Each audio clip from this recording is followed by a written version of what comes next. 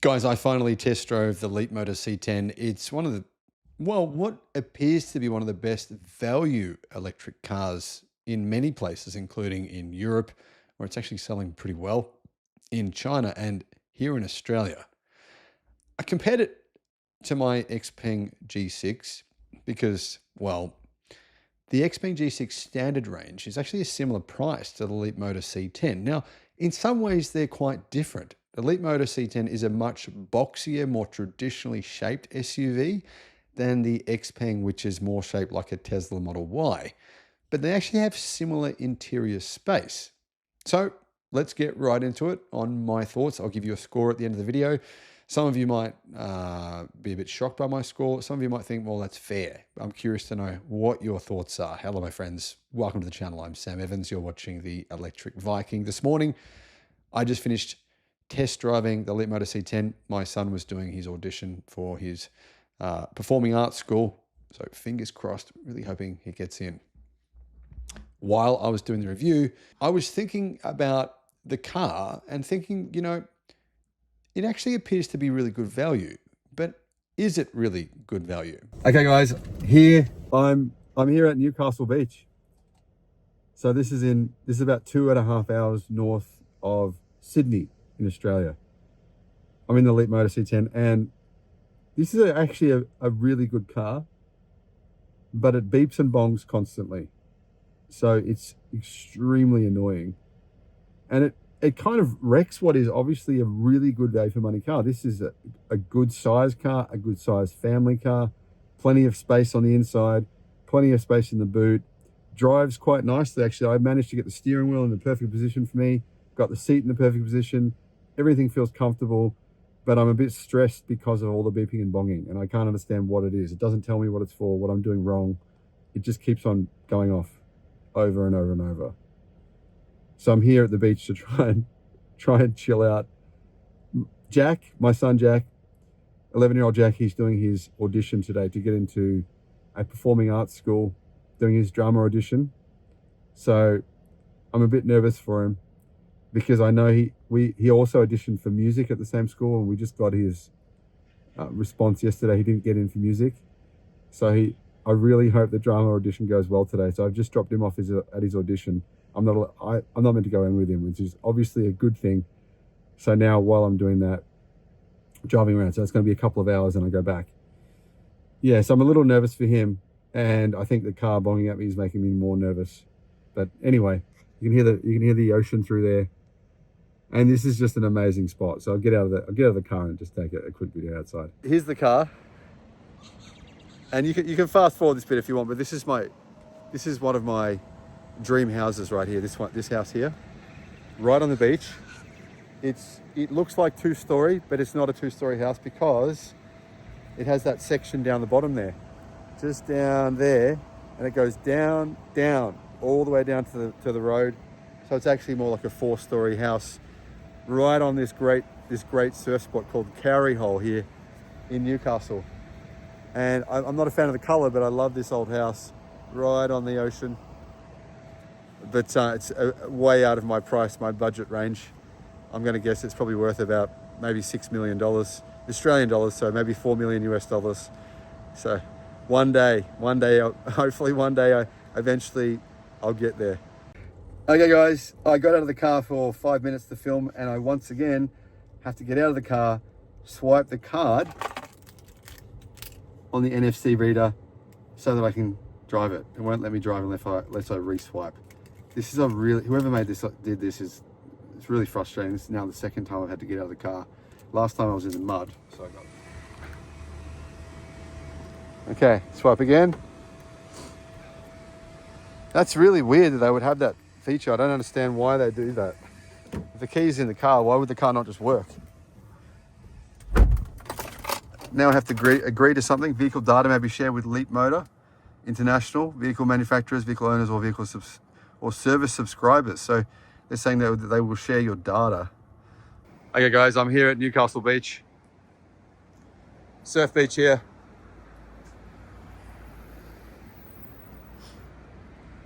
There it is. I'd love to be out here surfing with these guys. That'd be It's such a nice spot here. Anyway, there's the car. And I'm about ready to drive back. Now, in terms of price, I mean, it's $10,000 cheaper than a Kia EV5 or a Tesla Model Y. The starting price is quite affordable. Starts at 46,000 Australian dollars. So about 30,000 US dollars. That's not a bad price considering the fact that it has standard 14.6-inch touchscreen with sat nav, dual zone climate control, 360-degree camera, 12-speaker sound system, and a panoramic glass roof. Now, if you pay extra for $50,000, so $5,000 cheaper than, say, an Xpeng G6 standard range, and about $10,000 less than the standard range Tesla Model Y, you get bigger wheels, 20-inch wheels, silicone-based leather upholstery. In other words, fake, not cloth. You get not cloth. You get heated and ventilated seats in the front, not the rear, power-operated boot, a color ambient lighting system, and rear privacy glass. So that's the option that I drove. I test drove the $50,000 version, which I think is the one I would personally buy if I was going to buy one of these cars. Premium paint is the only option, $990 for all colors. So if you want to get any color except white, then you've got to pay an extra 1,000 Australian dollars. Now, apparently drive away prices are this: $47,500 drive away here in Australia for the base model, $51,500 drive away for the top spec design model, the one that I tested. Power. Okay, well, power is interesting because I've driven similar cars and I actually owned a BYD Atto 3 with the same power. I've driven a few cars, I believe, with the same exact motor as this car. And I don't know what they've done to it, but something funny is going on with it because it has 160 kilowatt. You'd think it'd have a fair bit of ability. 160 kilowatts, more than 200 horsepower. But honestly, it's really slow off the line. Apparently, it can do 0 to 100 in about 7.5 seconds. I don't think that's accurate. I tested it. I thought it was more like closer to 8.5 or 9. And it actually is quite good when you're actually moving already, right? When you're moving along, maybe you're doing 40, 50 kilometers an hour, then you feel a bit of a power surge. You can feel that 160 kilowatt. But from a standstill, it is really slow. And I was pretty surprised by that. Now, I'm wondering if the reason was I had it on eco mode. And I've read some reviews. It looks like if you take it off eco mode, you get access to more power. So my recommendation, I don't think it's the kind of car you'd want to drive in eco mode, even if you're trying to save on range. So yeah, take it out of eco mode. It's just too slow in that mode. Speaking of range, it has 420 kilometers of WLTP range from its lithium iron phosphate battery. And guys, before I go on, I should mention you can buy this car in Europe. You can buy it in the UK. You can buy it in a number of countries. You can buy it in Thailand. Yeah, it's a global car. So it's definitely a car that is worth considering wherever you are, depending on the price. And I should also mention rivals. I mean, what else is in this segment? Well, I'd say the biggest rival this car has is the Geely EX5, which is very slightly smaller, but it's not all that different in terms of overall size, but it's a fair bit cheaper. It has a similar range, but it's a little bit more premium. So that's definitely a rival. The BYD Atto 3, that's a rival. The Chery Omoda E5, the MG ZS EV, which has now been replaced. Basically a new electric SUV, and I'll put a link in the description below to my kind of overview on that car. There's also the Nissan Ariya, more expensive, Hyundai Ioniq 5, more expensive, Kia EV6, more expensive, Skoda Enyaq, much more expensive, Renault Scenic, more expensive. There's the Mustang Mach-E, much more expensive here in Australia. There's the Tesla Model Y, the Xpeng G6.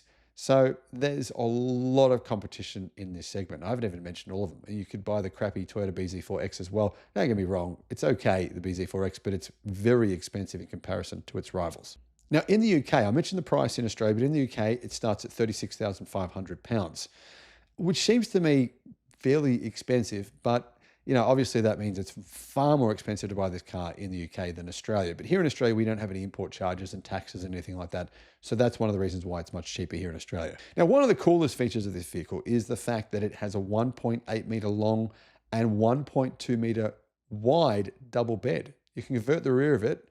If you get this extra add-on, you can turn it into a big bed space, which is actually pretty cool for camping. Now, I don't know if that's actually going to be available outside of China. I don't think it actually is, in fact. So sorry to everyone outside of China. But I should actually mention the stats, guys. It has a 70 kilowatt hour lithium iron phosphate battery, 69.9. But I should also mention the fact that there is a new model released in China today.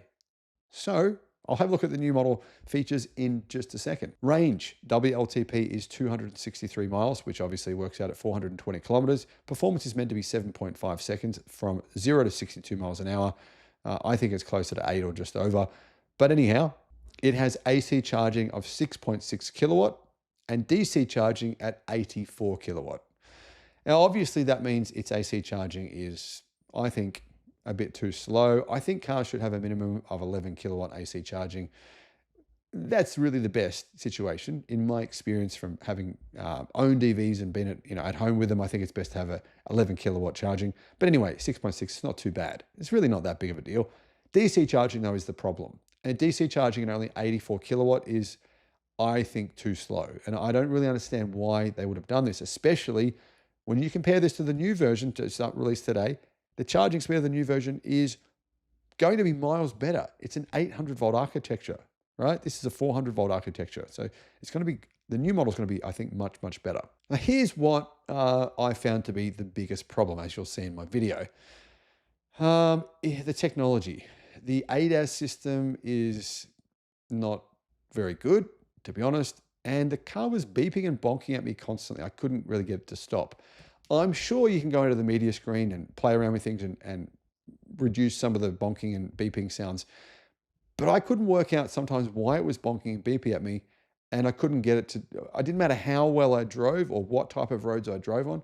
I just couldn't get the beeping to stop. And to be honest, I felt a little bit stressed because it started after a while to wear on me and kind of get me down a little bit, I'd have to say. Now, the other thing I noticed when I got in the car is I wanted to navigate to somewhere, and it does have its own inbuilt sat nav. It probably works all right. I didn't even try it. But I always use Apple CarPlay, and I use that in the Xpeng G6, which obviously I drive every day. And it works great. But this doesn't have Apple CarPlay or Android Auto. Apparently, there's going to be a new version coming out, and it will have that ability.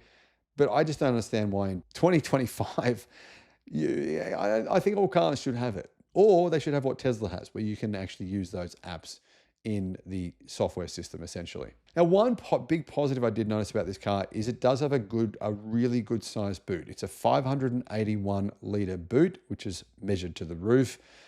It doesn't go very low, the boot, but there is actually a really good under boot storage system, quite a nice amount of space underneath the boot. But 581 litres, it does look like a decent sized boot. The boot is actually a pretty similar size to the Xpeng G6 that I obviously, as you can see, are comparing it to. In terms of actual size though, it's a bit shorter than an Xpeng G6 and a Tesla Model Y. It's 4,740 millimeters, so it's about 4 centimeters shorter. Width is similar, 1,900 millimeters, but it's a bit boxier. So that's the reason why it probably looks bigger. But in terms of the interior space, I don't actually think it has any more practical interior space than a Model Y or an Xpeng G6. It just looks boxier. It's not space that you would actually use. It's sort of sitting up above your head. So in terms of if you want a traditional looking SUV, this is a much more traditional looking vehicle. And there is also a plug-in hybrid version of this car as well. That's an option for people who aren't, for whatever reason, don't want to go fully electric. I personally wouldn't recommend getting a plug-in hybrid version, but some people might need that. Now, speaking of this sat nav, I've done some research, guys, after I got home, and one of the reviews it said this. One of the reviews I read, it said this. The embedded mapping system has scoped out charging spots, and it'll even show you a projected distance you can manage on the map display. It also includes applications like Spotify and TikTok and over-the-air update. The infotainment software is easy to use on the big touchscreen, and I did notice that as well. Though, not having CarPlay and Android Auto for some people would be a deal breaker. Now, guys, there is actually various backgrounds you can choose from and a string of shortcuts at the bottom of the screen, which makes it easier to get to stuff. The air conditioning, though, it takes a little bit of fiddling around, and that is something that would take some time to get used to. Now, in front of the driver, there's a 10.25-inch display, and I initially found it tricky to kind of get my position correct. I had to play with the seat, but because the steering wheel has telescopic reach, you can get the right. I did find after a bit of playing around, I could get a pretty good position where I could see the screen and the steering wheel was in the spot where I wanted it, pretty much wanted it to be. Wasn't perfect, but it was pretty good. The C10 comes with a companion smartphone application that can show remote tracking information, monitor the vehicle's condition, prime the air conditioning system, and unlock the car from, well, wherever you are, far away, essentially. Bluetooth-enabled phones can be used as a key to gain access to the car, though only one device at a time. A key card is used as a secondary key. So the key card I figured out, guys, I didn't have my phone connected to the car. I just used the key card. Okay, guys, I got out of the car for 5 minutes to film, and I once again have to get out of the car, swipe the card on the NFC reader so that I can drive it. It won't let me drive unless I re-swipe. This is a really, whoever made this, did this it's really frustrating. This is now the second time I've had to get out of the car. Last time I was in the mud, so I got. Okay, swipe again. That's really weird that they would have that feature. I don't understand why they do that. If the key's in the car, why would the car not just work? Now I have to agree to something. Vehicle data may be shared with Leapmotor International, vehicle manufacturers, vehicle owners, or or service subscribers. So they're saying that they will share your data. And what happens is if you don't have the key card in the charging spot, so if you don't leave the key card in the charging spot where the mobile phone's meant to sit, then it won't let you start the car. Basically, I got out of the car, right, for a couple of minutes. I did this a few times to film. And every time I tried to restart the car, it wouldn't let me. And I couldn't work out why. It was telling me I had to get out of the car, go to the mirror, right, where the NFC reader is, find the little spot, which is a bit tricky to find it, and reflash it, and then the car would lock, and then I had to reflash it again, and the car would unlock, and then I could get in the car, and I could actually drive it. I didn't realize that the reason it wasn't letting me drive away is because I didn't have that NFC reader in the spot where the mobile phone goes. I put my mobile phone there to charge. So it took me a little while to figure this out. That's just one thing. If you buy the car, that's worth letting your friends know that actually you can drive the car, but make sure the NFC card holder is in the mobile phone slot, which is weird. Kind of weird that it's in the same spot. So what about crash testing? Crash testing's been pretty good. It's got a 5-star safety rating, individual scores of 89% for adult occupant protection, 87% for child occupants, 77% for vulnerable road users, 77% for safety assist systems. Safety assist systems, I've read in reviews that they are hit and miss. It does get, though, standard safety systems, including adaptive cruise control, lane centering, traffic jam assist, lane departure warning, lane keep assist, rear cross traffic alert, blind spot detection, autonomous emergency braking, and intelligent speed assistance. And I mean, the calibration of these systems doesn't seem ideal. Intelligent speed limit assistance and traffic sign recognition sometimes put the wrong numbers out, and then the car would beep at me, right?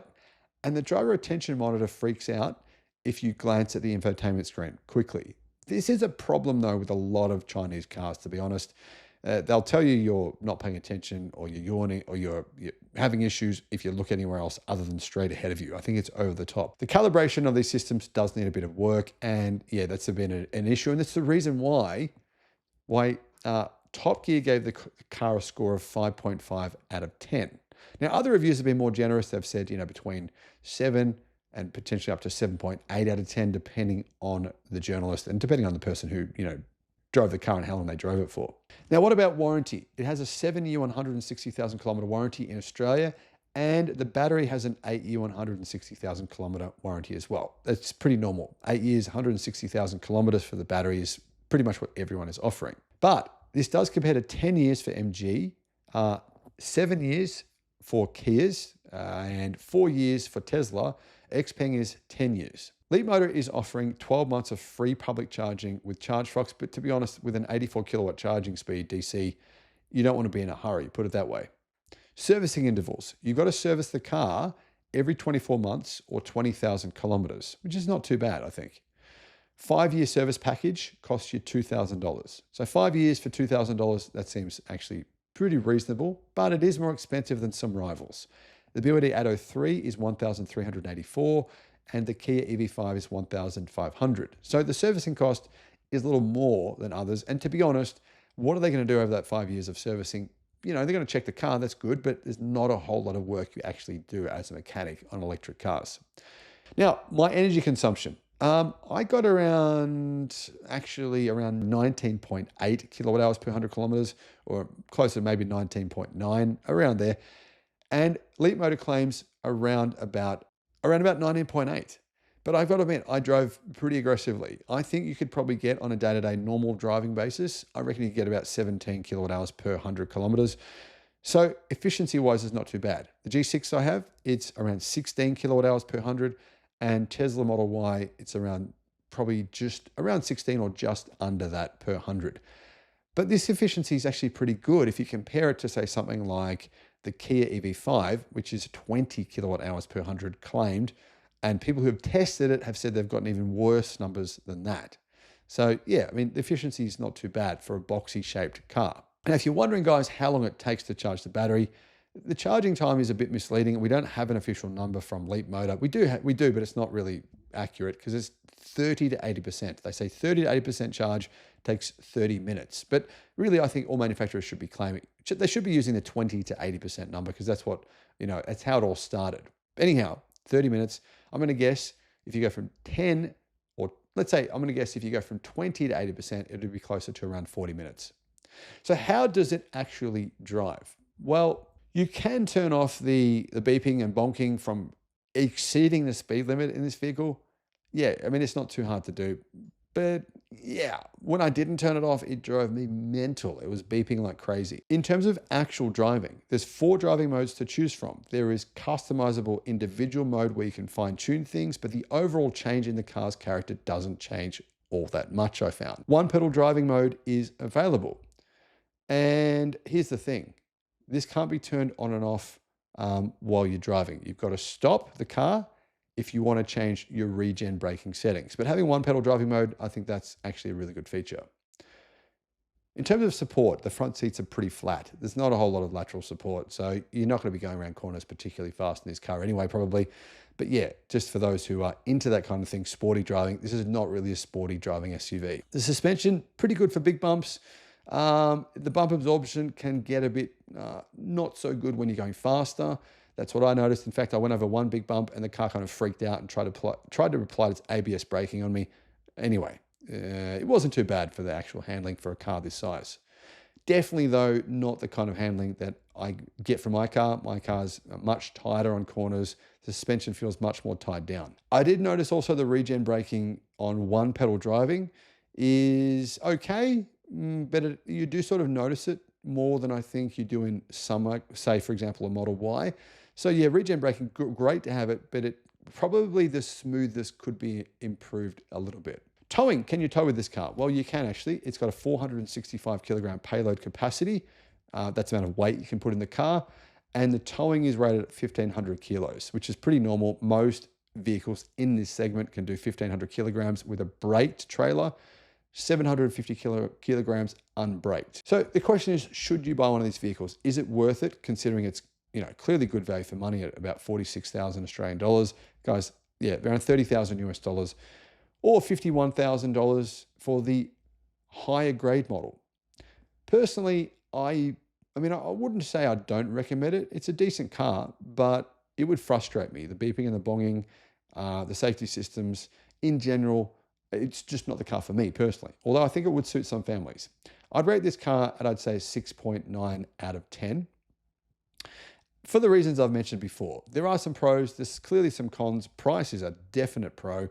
I actually like the Leapmotor company. I think they're one of those good Chinese car companies that are, increasing sales because they're clearly responding to customers in a good way, and customers like the product. So that's part of what I factored into the scoring here. But the very low DC charge speed, and combined with the fact that you don't have Android Auto or Apple CarPlay, and the kind of lowish range. I mean, if you're going to spend $51,000 on a car, I think 420 kilometers of range isn't quite enough. That leads me to suggest I wouldn't get it yet. And I say yet because the new model has some massive improvements, guys. The new model has an 800 volt electrical architecture, as I mentioned before. It's also got a much more powerful 220 kilowatt electric motor, up from 160 kilowatt. Now, this is the Chinese version. I'm not sure if this is going to go global, but I'm going to guess it probably will. So that would be a huge improvement in terms of performance. You're going to be looking at an additional 60 kilowatt of power. I think that'd make a big difference.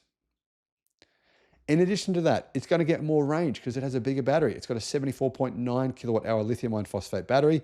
So that's 5 kilowatt hours of bigger battery pack.